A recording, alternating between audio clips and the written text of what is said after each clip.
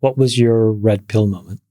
Was there one specific thing, or was it more of a trickle of things? It was both, right? It's like the wall starts crumbling and then it comes down all at once. So for me, it really started early in 23. I started reading Pirate Wires and Mike Solana, and I thought he was a little crazy at first because he would write these articles. One he wrote was about how the Ukrainian soldiers had swastikas on their helmets, and the New York Times photographers would ask them to take the swastikas off for photos. And I said, that can't be right. That can't be true. And then 4 months later, it was in the New York Times, buried in the middle of the paper. And I kept seeing stories like that he would be early on.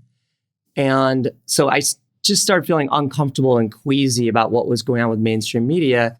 And then in May of last year of 24, I read some article that talked about Trump's speech in Charlottesville, and this has been well covered, but where he said there was good people on both sides. And the article said it was completely, propaganda and not accurately reflecting what he said, that he denounced the Nazis a bunch of times in his speech. And so then I went and watched that video, and that was my red pill moment. I think it was for a lot of people, because it wasn't just the media spinning it or politicians spinning it. That was like one of the pillars of why you were supposed to hate Trump was that speech. And then you see Biden say that's why he had to run a second time. And you see Obama you even see Biden bring it up again in the beginning of the DNC. And it's one of their pillars, and they clearly know that they're misrepresenting things. So for me, that was beyond uncomfortable. I was just like, okay, now I got to go back to first principles and look at the primary data and listen only to original speeches by people. And I just realized I couldn't trust mainstream media. So I started questioning the Democrats. As soon as I started questioning the Democrats, I started getting a lot of shame and anger and hatred. Oh, the other thing that happened that was part of this journey is that my chief of staff parted ways with me after 9 years in April of last year. And he was the main person protecting me from myself on Twitter. And he was the one who would say, stay in your lane. Nobody wants to hear what you think about politics or San Francisco or anything other than, your area of products and investing.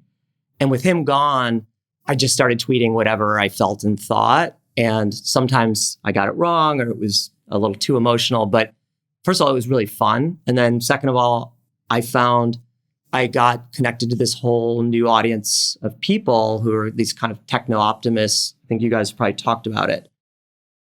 And that just brought me down this path that eventually I came out 2 days before the election publicly for Trump.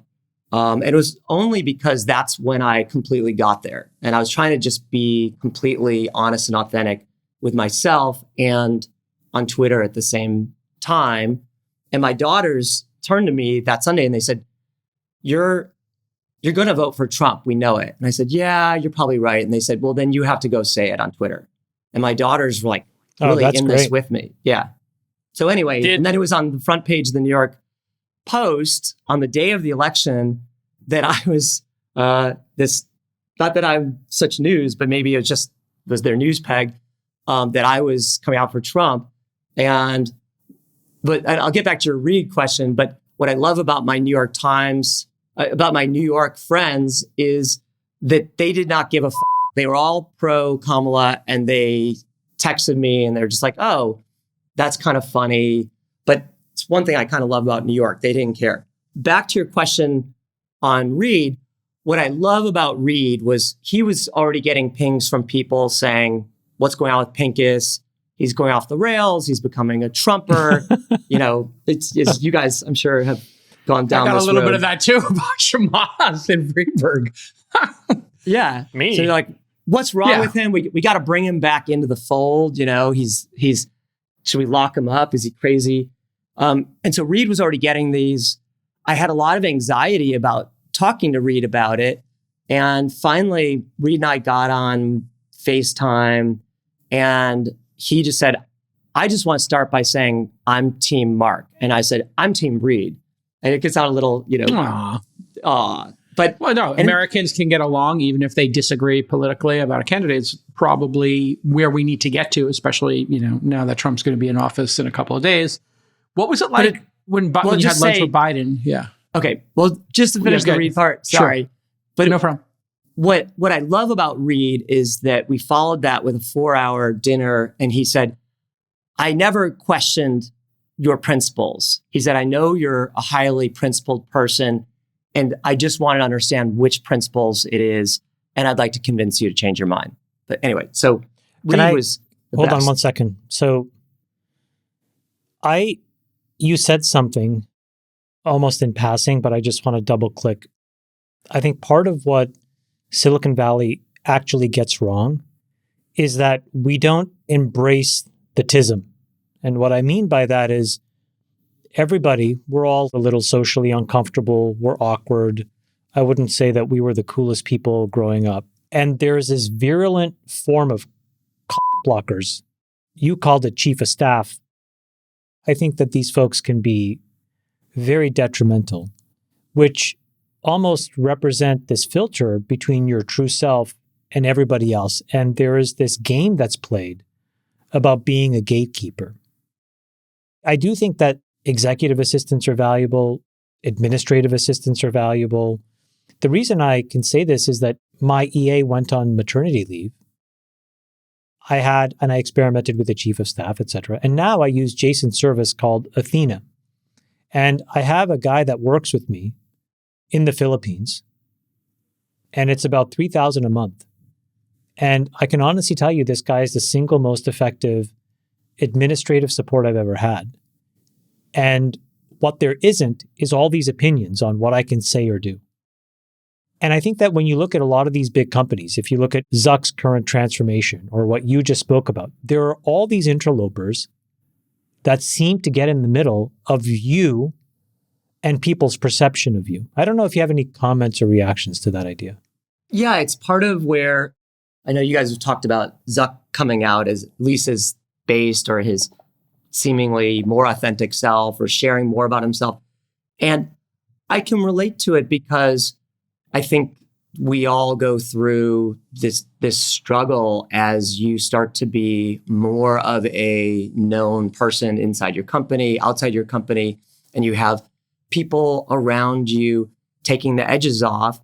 And I think that we're now in this time, I think authenticity is having a moment now, which is great for me because Reed said to me, if you Google me, you'll see that there's lots and lots of bad things written about me. And a lot of it is, my high school quote was, some people have tact and others tell the truth. And I've always been kind of just committed to being honest, even if it's nuanced and it's not an easy soundbite. And Reed said to me early on, you need to pick what the easy narrative is, or the press is going to make it up for you. And he was right. And they did, or my competitors did. So I think that now with long form podcasts, and there's just more, and the fact that we can kind of directly, in a lot of ways, Elon was the first one to directly defend himself. You remember when? Well, do you remember when he fired his whole PR team? He fired all those people. There's none of that infrastructure between him and everybody else. But do you remember when he would be on Twitter all the time post PayPal trying to correct the story and just write long diatribes? And then when a New York Times reporter said something negative about a Tesla, he just went off for weeks about them. And it seemed a little crazy and deranged. And then you started to see that it worked. Like and we were told, don't defend yourself. If something bad is written about you, you're going to prolong the press cycle. You're going to make the journalists angry. And so we're now unshackled. I teach this class at Stanford, and I taught 2 back-to-back on Monday. And I looked around and I saw half the placards said, she, her, he, him, his. And I got a little pang of like, oh, do I have to watch what I'm saying? I'm like, no, I don't. I'm unshackled. I'm just this is just me, and I'm going to be Mark Unfiltered. And it's the better version of ourselves. So anyway, I'm glad that Zuck feels like he can present more of his complete self out there now. And I think we can get into it later, but I have a lot of thoughts on how the culture is going to kind of move more towards based.